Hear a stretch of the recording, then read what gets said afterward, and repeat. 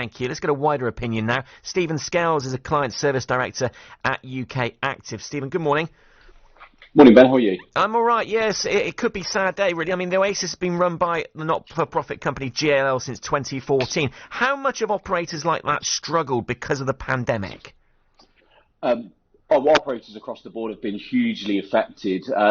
I suppose at the core, the vast majority of organisations have lost 5 months of trading.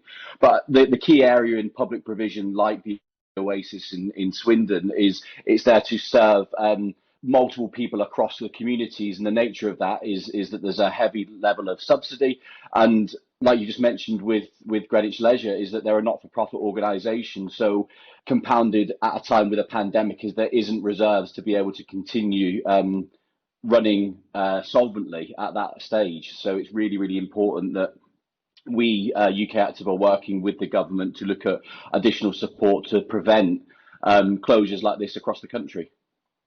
Grant there touched upon it, and other people have questioned, the decision-making for this particular facility.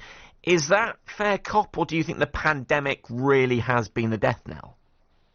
I think, to my understanding, before the pandemic, it was a well-used facility.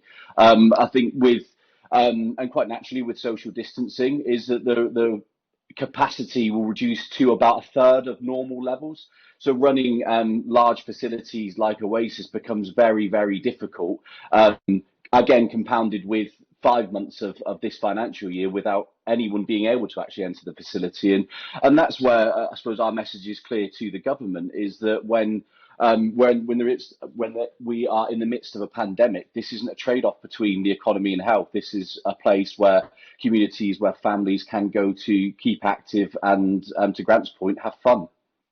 Do you think the balance is skewed? Do you think the government have got it wrong in terms of, overreacting with opening leisure centres, keeping the nation fit?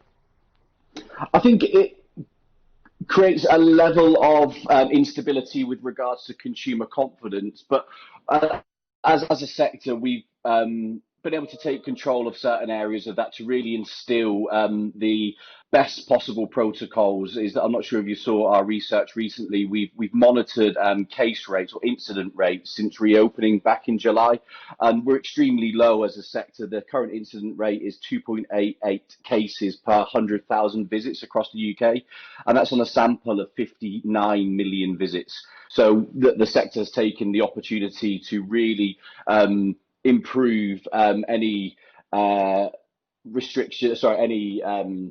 misconceptions around how safe the sector is, to work with the government to remain open in the future. Thanks for coming on, Stephen Scales.